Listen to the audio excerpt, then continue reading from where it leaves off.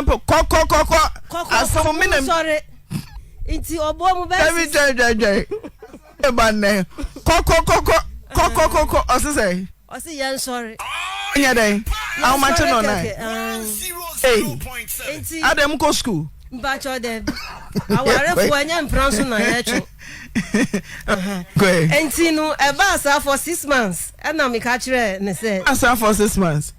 koko ye punu sa for 6 months ahụmachi bia na me ka kire ne say da de oye no me na nye ho and obi sa me say den na ye wodan mu ho na me si da ye di ye ho apam so ma ebi wo ho Holy Monday na wo dia wom zaro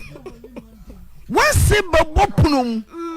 wa bato aso busumi nsia ye to so busumi nsia aka chan say obi sa me say den na ye wodan na me si ye di ye ho da ampanso antina ebi wo na kotie che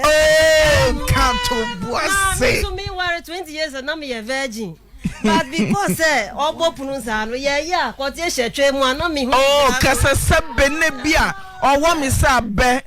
kasa sebe na ya no kwasem ntinu na bi no hu hia wo ho no sebe hu hia wo ho koi ma uti yo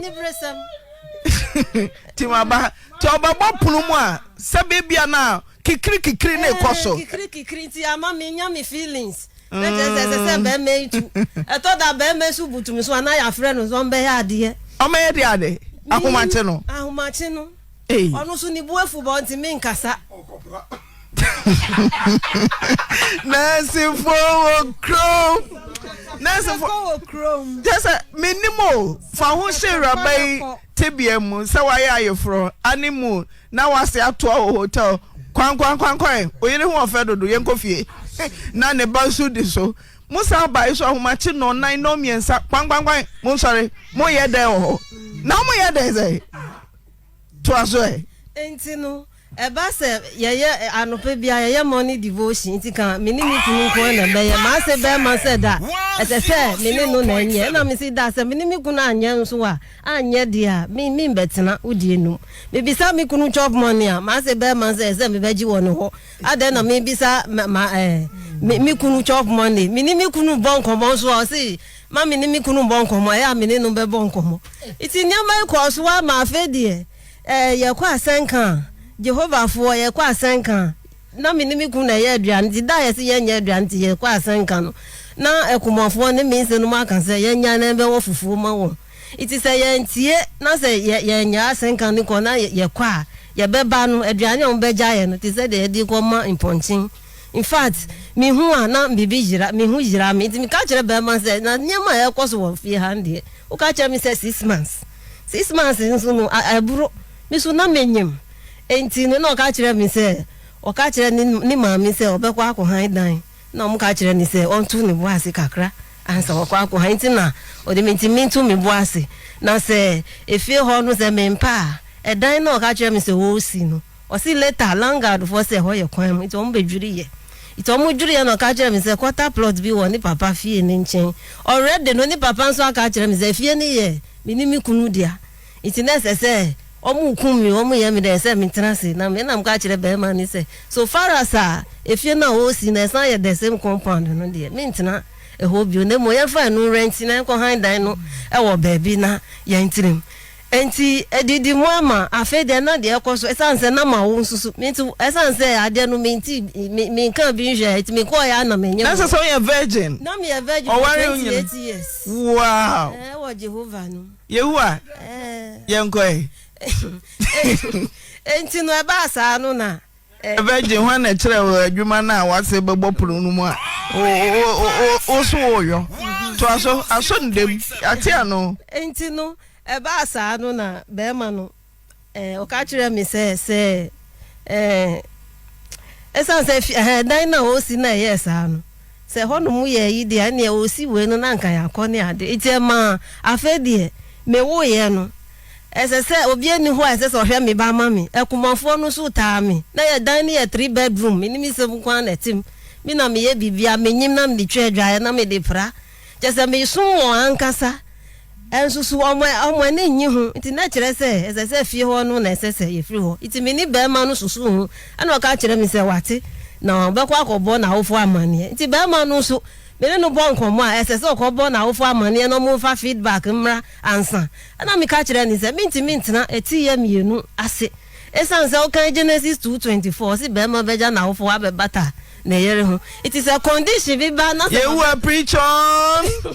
na se ma bebata ho eno nkire se majimi na se dia minti mi bio miti no ye ntu na ye nko e na okobo ni mami ama na ni mami se edan ni ho esan se me pe obi a obeje me ba na ma na mama ko adwuma esan se me ko adwuma me de abofra no koja me kumafo no wo market na on pesun iti pampeso so se bi okọ toilet a ebe wo iti me ba no benya na pi rush my copy ko lebu ni ade na mka kire me kunu se ne ekọ so mani nyi iti me so me hia house help a obeboa me so me se dan ni ho dia ye ntu ana ma se ba nka kire me se ni ba ni die me se me ntena fi ho dia ama ni ba no eni machi afen so aware no ombegunu enti afen me tete ite ma me ko adwuma be ma no o ma me chop money o ma mi ska nko akwala na tare a ye betuto mia ana mi ka kire ni se na mi ko adwuma o ma mi akomma o ma mi chop money no akwala ni tade enso se onyi ti o fi ti e se to fufu ti sa ska na mi bo anu ami de to enu se be ye ya akasa odidi matem na me so mi ka kire ni se chese ni ma mi na ofu antete no esan se ya tete no pa on ware oba ni no betena ni so no mu ho na se mpo se ya condition bi na ma mi betena fie ho na nye se sa na se ye na se ne ma ya jimi fo dia e fie ho mint na ho na so onu so wonko na ni ma mi ka kire mi se ni ba ni die fie ho die be ma ba ko pe o ma ni fie ho iti da mi ni ham so no na ko bo na ofu amane wo market ena ni mami high drop in obefie ni obedress mi di matema nkasa say if down ni me down kwapo no timetable wo ho no ya we esan say yes anu